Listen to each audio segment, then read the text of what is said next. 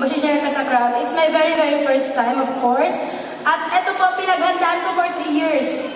Pinangarap ko po talaga to. Sinulat ko na po yung script. Kaya lang sa sobrang haba, hindi ko na binitbit kasi baka hindi po tayo matapos. So, share ko lang po sa inyo yung konting story ng buhay ko. Ayan, yun po lang ako ng bata ko. Ipinanganak po ako mahirap. So, yung talagang totoong mahirap na yung tipong kakain ka na lang, ipapakain mo pa sa mga kapatid mo. Yung tipong kailangan mabusog muna sila bago ikaw. Mahaba po kasi nag-separate yung parents ko kasi siguro 8 na kami magkakapatid. Sa kanila na-realize na hindi nila mahal yung isa't isa.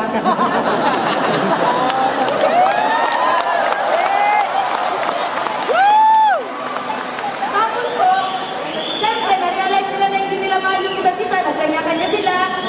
Yung nanay, nag-asawa ng iba. Yung tatay, nag-asawa ng iba. Syempre, ako po yung naiwan sa gitna. Ako po yung naging ina at ama ng mga kapatid ko, bigla-bigla. Wala pa akong choice, hindi ko po sila pwedeng takbuhan. Kasi mga mahal ko po sila.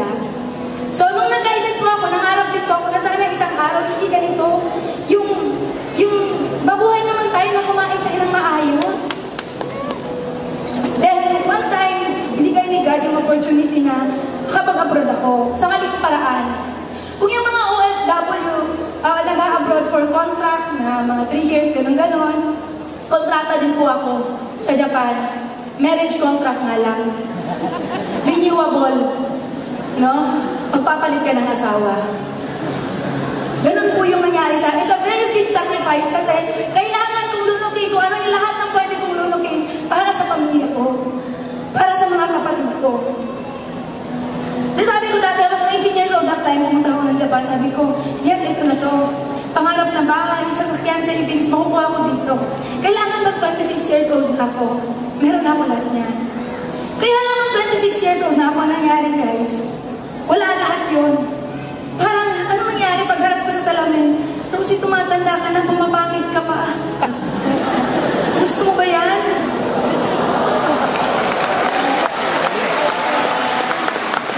Walang babae na gustong humarap sa salamin. Titingnan yung sarili niya na grabe ang pangit-pangit mo. Walang babaeng ganun. Then that time, sabi ko, kakapanganak ko pa lang nung youngest ko, 3 months siya that time. Sabi ko, God, Ama, hingi naman ang opportunity. Ginawa ko na lahat. No, kung butas ng parayo yung papasukin, pinasok na lahat dyan. Yung matinong opportunity naman ngayon na pwede makapagpabago ng buhay ko. Kahit ano, God, in-invite ako ng pinsan ko po sa AIM Global. Apply, Melody Salcedo! Kaya lang po, nakakatawa nung in-invite niya po ako, hindi po ako naniwala. Kasi po yung pinsan ko, kilala ko po siya since childhood. Sabay po kami lumaki. 3 araw lang po ang pagitan namin nung pinanganak kami. Kaya alam ko kung sino siya, kilala ko siya. Alam ko na kung siya ang nandito sa harap ninyo ngayon, hinimatay na siya. Ganon ka mahiyain yung pinsan ko. Kaya naniniwala kasi ako dati na ang networking kailangan maingay ka, madaldal ka, machika ka, maboka ka. Hindi ka yaman kung wala kang ganon. Kaya hindi ako naniwala sa pinsan ko. Pinalagpas ko yung 6 months. Until such time, humingi ulit ako kay Ama na opportunity. Bumalik ulit yung global pa rin. Pero this time naman, ang nag-invite na sa akin, si Apply Cliff Anthony Santillan, na nagkataon na apply naman ni Melody Salcedo. Yes, nagkabalak ka kay Apply, thank you. Siguro kanina sa mga shares, na-invite sila in person. Sa akin po kasi na-invite ako through online, Facebook. Then that time pa, hindi pa po ako marunong mag-computer. Kasi nung panahon po nang nag-graduate ako ng high school graduate lang po ako. Pero okay lang yun, wala sa pinag-aralan niya, nasa laman ng bulsa yan. High school lang po ako, pero nung nag-start po ako ng Facebook, ganun po, nasa ng X, nasa ng Y. Diba? Kaya sabi ko sa apply ko, paano ko gagawin yung business?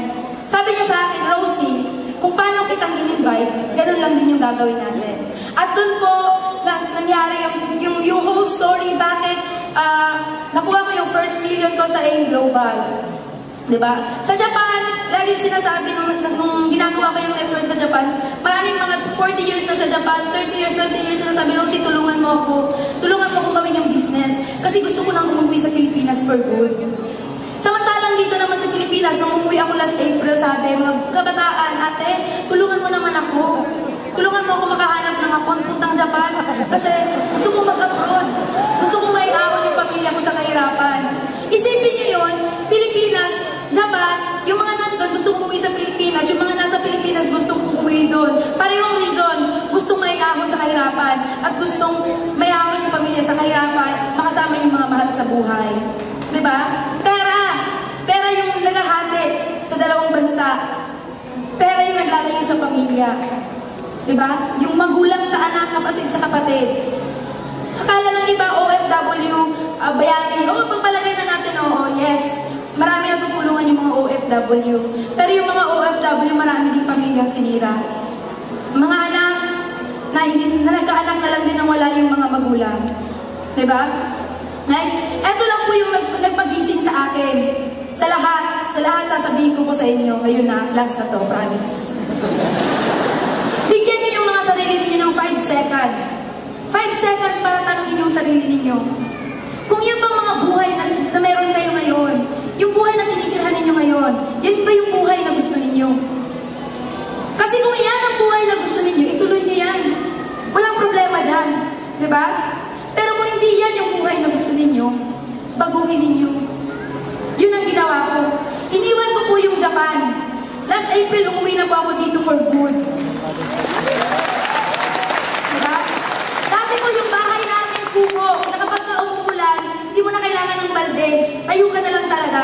Kasi wala ka lang mahihigaan. Nung nag-Japan po ako, nagbago naman siya ng konting-konti lang. Pero ganun pa rin. Pero nag-aim global na po ako. Binili ko po yung bahay namin ngayon ng mga anak ko dyan sa Davao, worth 4 million. Then last Wednesday lang po, sabi ko, hahataw muna ako. After yung bahay, sabi ko, hahataw muna ako talaga. Mga 6 months pa bago ako maglalabas ng sasakyan. Kaya lang sabi ko, paano ako makakahataw sa buong Mindanao kung wala akong sasakyan? Last Wednesday po, hindi sinasadyang na ilabas ko po yung Ford Everest ko. Kulay red, parang ako lang. Thank you so much. Sana may natutunan kayo sa mga sinabi ko. And of course, A1 Dragon! Mga Dragon! Thank you so much sa suporta sa grupo. Upline Alburo family, thank you so much. At lalong-lalo na sa aking mga international partners from Hong Kong, Riyadh, Singapore, Cyprus, Canada, at lahat-lahat na. Thank you po. Maraming salamat.